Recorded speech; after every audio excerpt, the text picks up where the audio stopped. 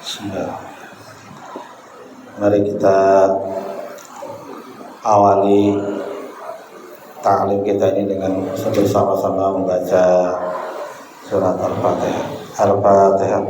A'udzubillahi minasyaitonir rajim. Bismillahirrahmanirrahim.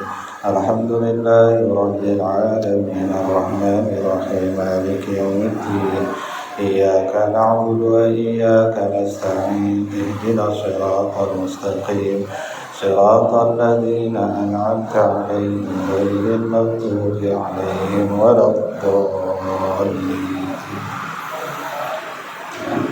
Assalamualaikum warahmatullahi wabarakatuh.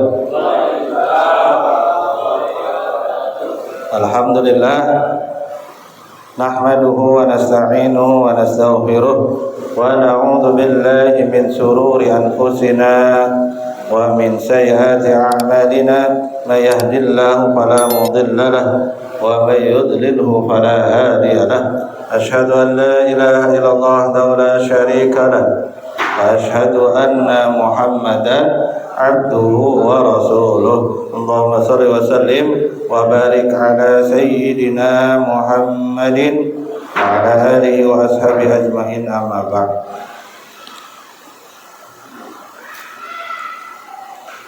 Bapak-bapak sekalian yang dirahmati Allah Subhanahu wa taala, alhamdulillah pada maghrib ini kita dipertemukan kembali dalam majelis ta'lim, majelis yang mulia ini, majelis Quran, majelis ta'lim, ya, majelis ilmu insyaallah ya.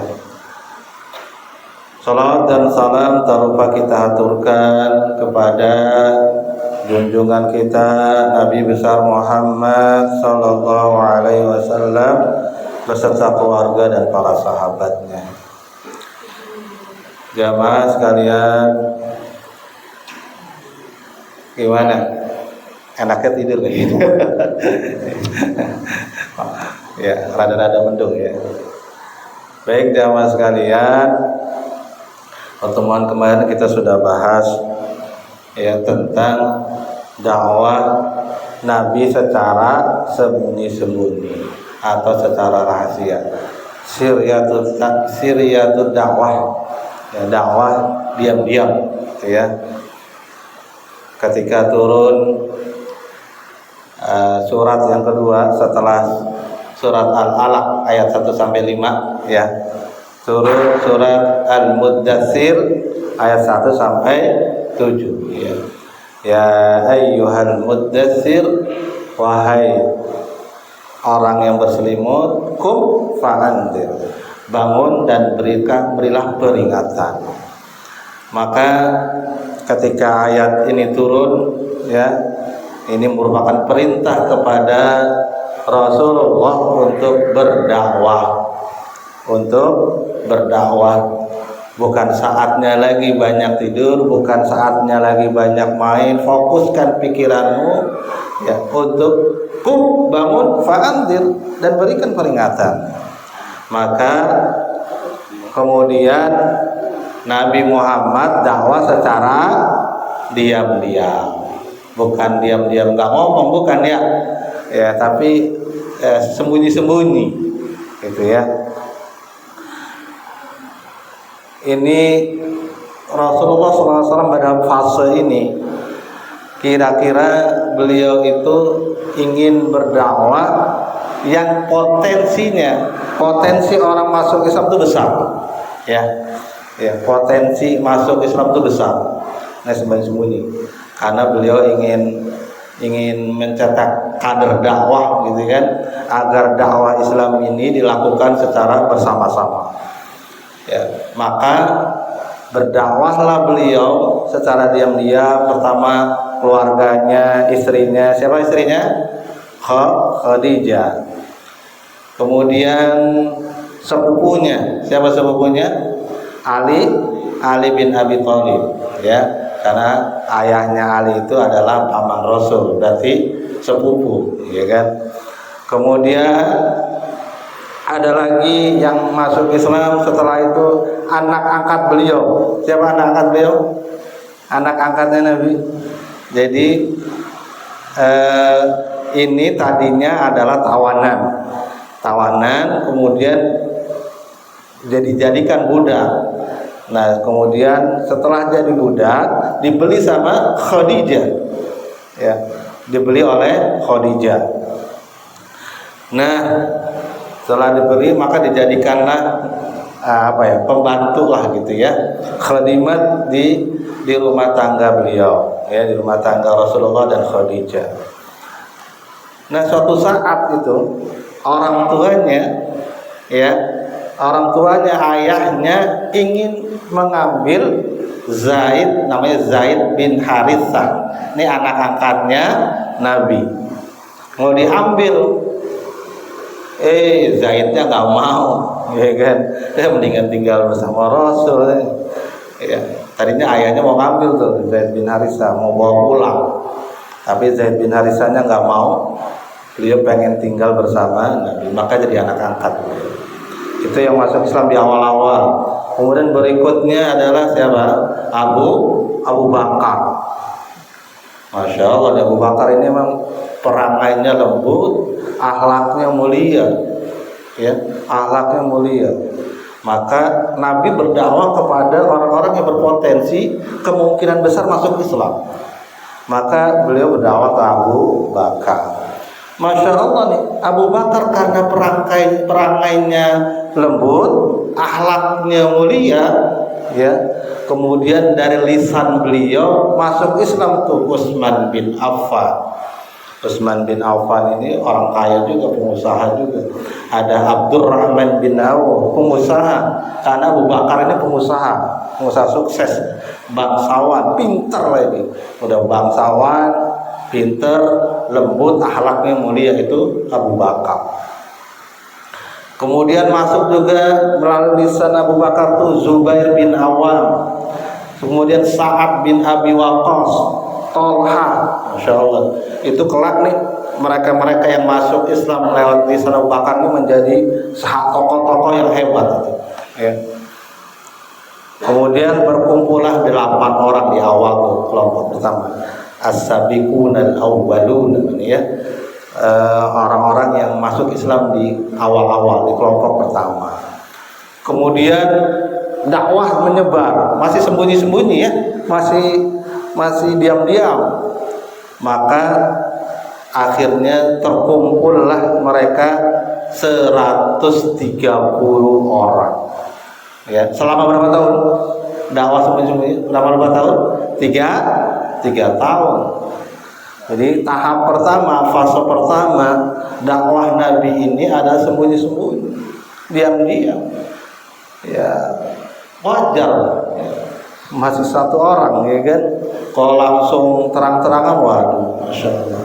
Makanya penting bagi kita itu menyelamatkan menyelamatkan diri dan juga menyelamatkan agama ini. Maka dakwah Nabi yang pertama lakukan secara sembunyi-sembunyi selama 3 tahun. Kalau ngadain pertemuan di mana? Kalau lagi ada pertemuan, taklim, halaqah, di rumahnya Arqam bin Abil Arqam. Arqam bin Abil Arqam, Arqam bin bapaknya Arqam. Itu saking rahasianya tuh. Sampai sekarang di tulisan-tulisan sejarah nggak tahu tuh nama asli Arqam itu siapa. Makanya namanya Arqam bin Abil Arqam, Arqam bin bapaknya Arqam. Saking rahasianya pertemuan itu, sampai-sampai belum tercatat tuh nama asli Arqam itu. Jadi kalau ngadain pertemuan, taklim, konsolidasi di rumah Arqam, ya. Kemudian setelah 3 tahun dimulailah dakwah secara terang-terangan, ya, dakwah secara terang-terangan. Ya, ini kebenaran gitu ya. Ya, sampaikan. Wow, sahabat bersemangat, ya. Ayat yang memerintah Nabi, ya, untuk berdakwah secara terang-terangan terdapat di dalam surat Al-Hijr. Apa? Al-Hijr ayat 94. Ya. Al-Hijr itu surat keberapa, Pak? Hafal nggak? Kan surat 1 Al-Fatihah, surat kedua Al-Baqarah, surat ketiga Ali Imran, surat keempat apa? An-Nisa, surat kelima Al-Maidah, surat keenam Al-An'am, surat ketujuh Al-A'raf, kedelapan Al-Anfal, 9 At-Taubah. Nah, Al-Hijr ini surat yang ke-15. Ayat 94. Fasda' bima tu'maru wa a'rid 'anil musyrikin.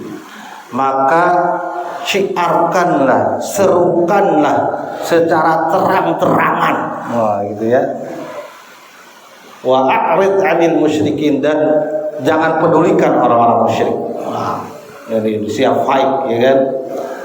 Siap fight. Ini kalau udah terang-terangan begini, wah bakal tantangannya, tribulasinya, wah apa namanya, cobaannya, ujiannya bakal berat. Dakwah secara terang-terangan, karena pastilah orang yang apa namanya penyokong kebatilan gak suka tuh ya dengan dakwah Islam. Banyak orang yang gak suka. Raja-raja gitu atau para tokoh-tokoh khawatir ketokohannya pudar, ya, dan sebagainya itu. Ya. Maka dimulailah dakwah secara terang-terangan.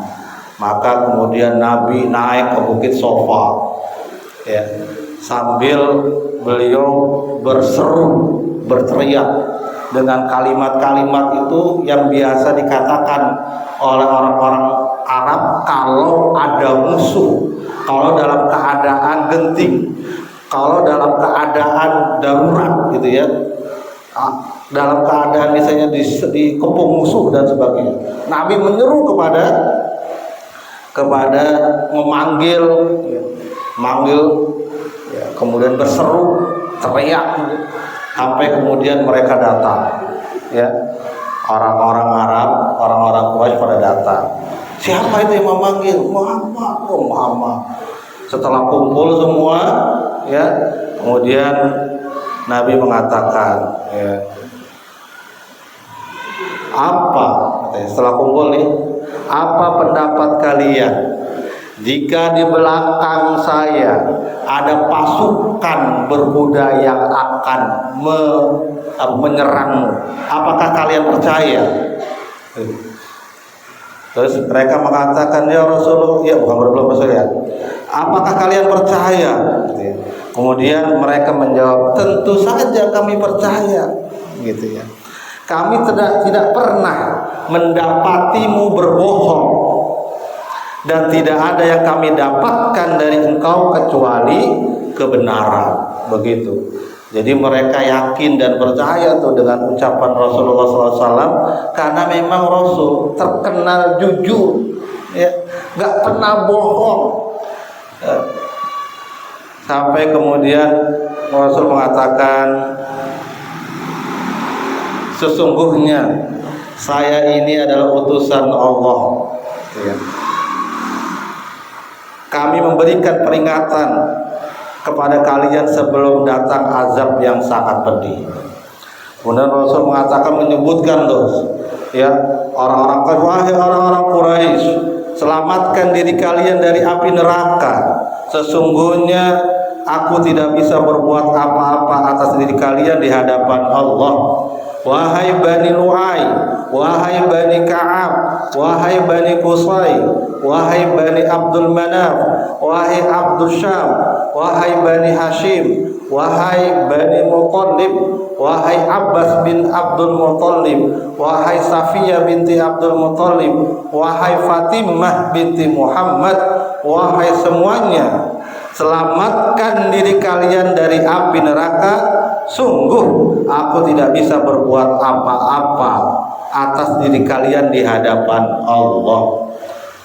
Oh, Masya Allah. Sampai beliau menyebutkan nama-nama suku-suku sampai nama-nama personal dia sebutkan agar menjadi perhatian kan. Kalau disebutkan wahai suku ini, wahai suku Bumi Anggrek gitu kan, wahai RT 1, wahai RT 2, oh pada kumpul kan, penghormatan kan. Ya hadirin semuanya tercengang kan. Apaan ini katanya? Wah, tercengang. Sampai kemudian Abu Lahab mengatakan tabbat laka. Begitu mau. Tabbat laka.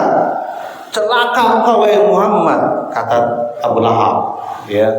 Sampai kemudian turunlah surat Al-Lahab. Ya. Tabbat yada Abi Lahab wa tab. Yang celaka itu siapa? Celaka engkau Abu Lahab dan engkau akan binasa. Tabbat yada Abi Lahab wa tab ma aghna anhu maluhu wa ma kasab. Di mana tidak akan bermanfaat dari kamu harta kamu dan usaha kamu. Terus saya selana dzata lahab, maka engkau akan dimasukkan ke dalam neraka yang apinya menyala, gitu ya. Wa imra'atuhu hammalatal hatab. Begitupun istrimu yang membawa kayu bakar. Membawa kayu bakar. Karena Abu Bakar dan istrinya sepakat tuh, ya. Ketika kalau di jalan-jalan Nabi Muhammad mau jalan tuh ditaruh buri, terus dibakar kayu, ranting-ranting dikumpulin, terus dibakar, sehingga Nabi Muhammad tuh sulit untuk lewat. Maka dikatakan wa mar'atuhu hammalatal hatab, dan istrinya, nama istri siapa? Ummu Jamil, ya. Dan istrinya membawa kayu bakar. Fi jidha hablum mim masad, dan di lehernya akan dikalungkan tali, ya, tali yang disabut gitu, yang dipintal, ya. Masya Allah tuh, ya. Itu istrinya tuh. Terus itu sepasang, ya, yang paling keras kebenciannya, yang paling keras perlawanannya kepada Nabi Muhammad, ya. Sampai-sampai salah satu putri Nabi namanya Ruqayyah, kan Abu Lahab ini kan paman beliau, ya, paman beliau, sekaligus besanan, ya, karena anaknya Nabi Muhammad, Ruqayyah, menikah dengan anaknya Abu Lahab. Saking bencinya Abu Lahab, minta anaknya menceraikan Ruqayyah. Setelah itu Ruqayyah nikah dengan Utsman bin Affan. Lebih hebat lagi mantunya, kan. Itu Abu Lahab. Lahab itu apa ya? Api yang menyala gitu, ya. Jadi ini Abu Lahab, bapaknya apinya gitu, ya. Api yang menyala, yang bergejolak. Nah, itu Abu Lahab. Karena ada riwayat beliau itu mukanya agak kemerah-merahan, ya. Abu Lahab itu emang tokoh pengusaha gitu, ya, orang yang berpengaruh, tapi yang paling keras perlawanannya, kebenciannya kepada Nabi Muhammad SAW, gitu, ya. Itu Abu Lahab. Setelah, ya, Rasulullah SAW tadi mengumpulkan orang-orang Quraisy di Bukit Safa, kemudian datang perintah kepada beliau, wa anzir ashiratakal aqrabi, dalam surat Asy-Syu'ara ayat 214, dan berikanlah peringatan kepada kerabat-kerabatmu yang terdekat. Jadi Rasulullah SAW diperintahkan untuk berdakwah kepada keluarga besarnya, kepada sukunya, ya. Maka kemudian, ya, dikumpulkanlah, ya. Rasulullah mengundang dari keluarganya, dari Bani Hashim, dikumpulkan sama Rasulullah SAW. Maksudnya ingin didakwahi, termasuk di dalamnya ada Abu Lahab, ya kasih di jamu, biasa kan kalau kumpul kasih jamu. Kalau sekarang kan cuma minum doang ya. Ini kumpul dikasih makan, Nabi ngundang ya dikasih makan. Rencana Nabi pengen berdakwah, tapi belum juga ngomong udah didahulukan sama Abu Lahab. Abu Lahab mengatakan, mereka yang hadir memenuhi undanganmu adalah paman-pamanmu dan anak-anaknya, maka bicaralah dan janganlah bersikap kekanak-kanakan. Ya. Ketahuilah bahwa tidak ada orang Arab yang berani mengertitkan dai terhadap kaummu. Dengan begitu aku berhak menghukummu. Itu karena kan tadi sebelumnya Nabi sudah berdakwah kan di sofa kan, Abu Lahab, jangan-jangan Muhammad itu pengen berdakwah lagi nih di kalangan Bani Hashim, keluarga besar beliau. Akhirnya Rasul ngomong nggak jadi ngomong, nggak jadi bicara, udah didahuluin sama Abu Lahab. Kagak enak, kan jadi berantem ntar. Ya udah. Terus kemudian Nabi kapok nggak? Nabi kapok nggak kapok. Nabi nggak kapok, nggak surut. Ya. Akhirnya apa? Nabi ngundang lagi. Sama Abu Lahab nggak diundang beliau. Abu Lahab nggak diundang. Ya. Pertemuan kedua kali dikumpulkan lagi. Kemudian beliau mengatakan, bersabda, segala puji bagi Allah, aku memujinya dan memohon pertolongannya, percaya serta tawakal kepadanya, dan aku bersaksi bahwa tidak ada Tuhan selain Allah, yang tidak ada sekutu baginya. Masya Allah, ya. Itu perkataan siapa? Rasulullah SAW pada pertemuan yang kedua, gitu ya. Jamaah rahimakumullah. Kemudian kalau ibadahnya gimana? Kalau ibadahnya Rasul kan, kalau syariat sholat itu kapan? Kan saat Isra Mi'raj yang 5 waktu itu ya. Sebelumnya bagaimana para sahabat sholat? Ada yang mengatakan Rasul dan para sahabat itu sholat cuma 2 waktu. Ya. Sholat cuma 2 waktu duha dan menjelang maghrib, ya, terbit matahari dan matahari mau terbenam.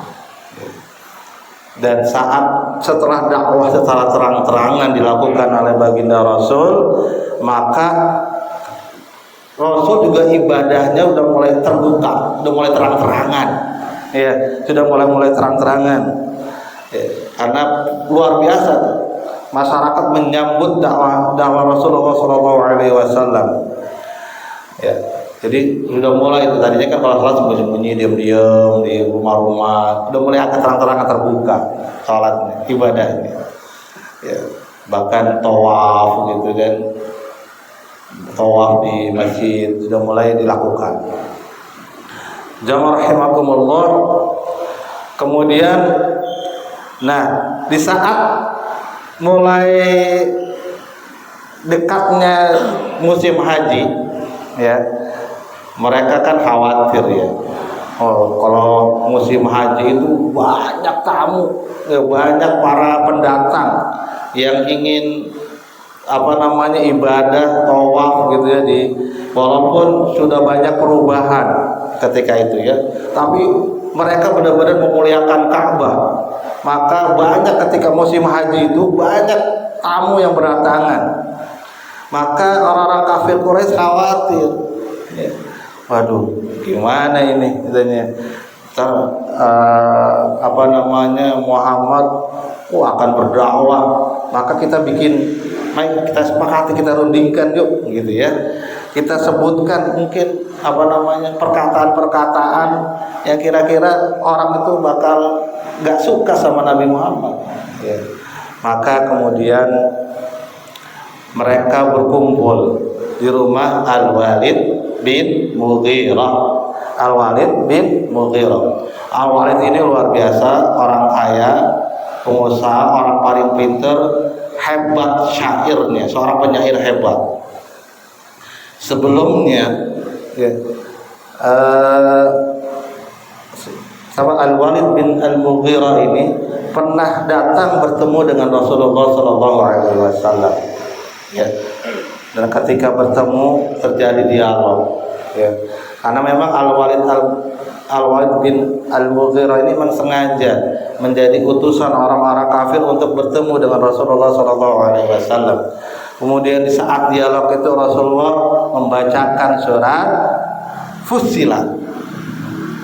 Ketika dibacakan itu, Masya Allah, Al-Walid bin Mughirah langsung sontak terdiam. Karena dia tahu betul, dia seorang penyair hebat. Dia tahu betul syair-syair itu, ya. Karena salah satu kemujizatan Al-Quran itu adalah di syairnya, ya.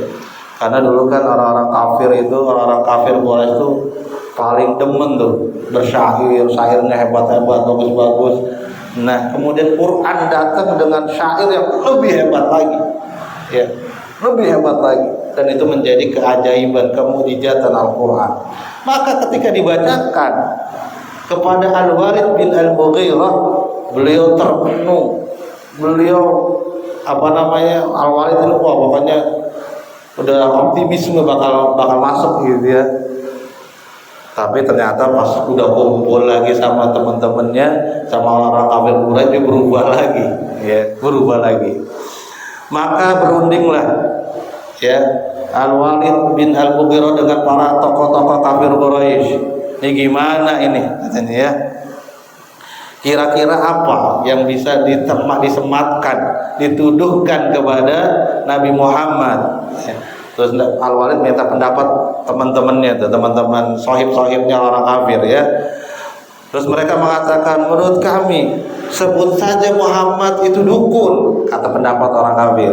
Kemudian Al-Walid menyangkal, ya kan? Al-Walid menyangkal tadi.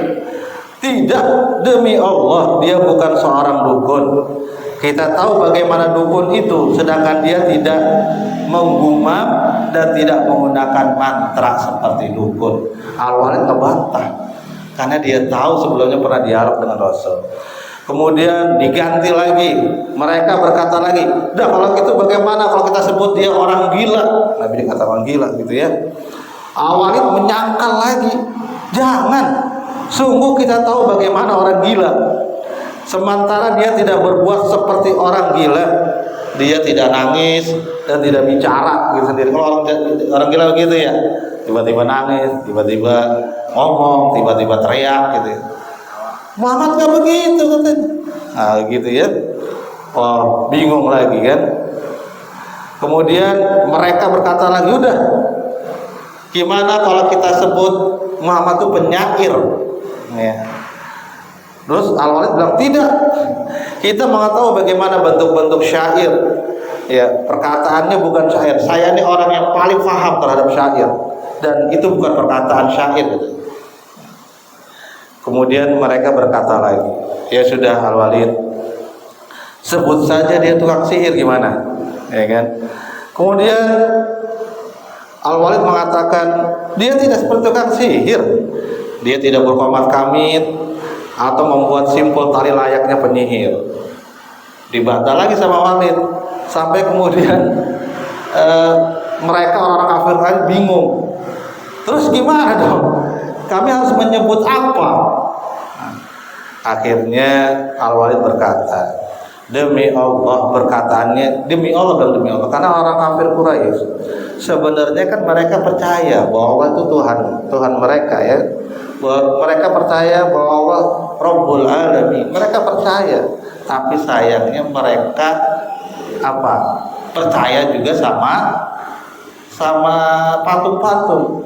Dia merasa bahwa patung itu akan menjembatani, menjembatani permohonan dia kepada Allah. Ya, makanya Walid mengatakan, demi Allah, perkataannya sangat manis, pakalnya benar-benar cerdik dan batangnya benar-benar matang. Tidak sepatah kata pun yang kalian ucapkan kecuali diketahui bahwa itu batil. Tetapi beliau menyarankan, tetapi yang paling tepat untuk menyebutkannya adalah tukang sihir. Ya, kata Walid. Jadi beliau menyarankan tukang sihir aja. Dia datang dengan perkataan sihir, perkataannya dapat memisahkan hubungan antara ayah dengan anak, seorang dengan saudaranya, seorang suami dapat berpisah dari istrinya dengan ucapannya bisa mengundang perpecahan. Ya. Sehingga kemudian disepakatilah, udah ntar di musim haji sebut saja Muhammad itu dia sebagai tukang sihir. Ya. Nah ini terkait dengan sikap Al-Walid ini digambarkan di dalam surat Al-Mudaththir ayat 18 sampai ayat 25. Sesungguhnya nih di surah di Al-Mudaththir ayat 18 sampai 25. Sesungguhnya dia telah memikirkan dan menetapkan, maka celakalah dia. Bagaimana dia menetapkan? Kemudian celakalah dia. Bagaimana dia menetapkan? Kemudian dia memikirkan. Sesudah itu dia bermasa muka dan merenggut. Kemudian dia berpaling dari kebenaran dan menyombongkan diri. Lalu dia berkata, Al-Quran ini tidak lain hanyalah sihir yang dipelajari dari orang-orang dahulu, dan tidak lain hanyalah perkataan manusia. Ya, Masya Allah. Begitu ya. Jadi ini namanya Al-Walid bin Al-Mughirah. Tadinya dengan hati nuraninya sebenarnya dia sudah pengen masuk Islam, sudah tersentuh dengan Quran. Tapi ketika dia berkumpul dengan orang-orang kafir, dengan lingkungannya, berubah dia. Makanya penting juga bagi kita untuk menciptakan lingkungan yang kondusif. Ya, kalau kita pengen soleh ya kumpullah dengan orang-orang yang soleh. Ya, kumpullah dengan orang-orang yang soleh. Kalau kita sering kumpul dengan orang-orang yang nggak soleh, khawatir kita ini terpengaruh. Ya. Kemudian jamaah rahimakumullah, kabar ini kabar berita ini menyebar, menjadi viral lah ya. Bagaimana dakwah Nabi ini luar biasa ya, sehingga Masya Allah gitu ya. Dan cobaan juga yang dirasakan oleh Rasulullah SAW setelah itu ya, banyak tuh ejekan. Yang pertama dilakukan apa? Lewat lisan tadi ya, lewat lisan, ejekan, hinaan, olok-olok gitu ya, ngetawain ya. Rasulullah tadi dibilang tukang sihir, dibilang orang gila gitu, dibilang dukun. Masya Allah ya. Apa? Tukang sihir. Siapa tukang sihir? Tukang sihir ya. Orang yang dengar jadi ngantuk. Tukang sihir. Tukang sihir ya. Masya Allah. Makanya kan dalam satu ayat Allah Subhanahu wa taala menasihatkan, menguatkan Nabi, fasbir ala ma yaqulun, bersabarlah terhadap apa-apa yang mereka katakan. Karena sakit dari hati, sakitnya di hati, Pak. Ya. Sakit banget. Ini digambarkan di dalam surat Al-Hijr ayat 95 sampai 99. Ya. Itu perkataan itu, waduh, bikin sakit hati. Pernah nggak kita sakit hati karena perkataan seseorang? Pernah ya? Siapa ya? Kalau sakit hati kan susah hilang ya. Nah, Nabi Muhammad juga Masya Allah gitu ya, digambarkan dalam surat Al-Hijr ayat 95 sampai 97. Sesungguhnya kami memelihara kamu daripada kejahatan orang-orang yang memperolok-olokkan kamu, yaitu orang-orang yang menganggap adanya Tuhan selain di samping Allah, maka mereka kelak akan mengetahui akibatnya. Terus apa yang Rasul rasakan? Di ayat 97 disebutkan, dan kami sungguh-sungguh mengetahui bahwa dadamu menjadi sempit disebabkan apa yang mereka ucapkan. Kesal juga manusia. Rasulullah kan manusia juga ya kan. Kesal juga dibilang gitu ya.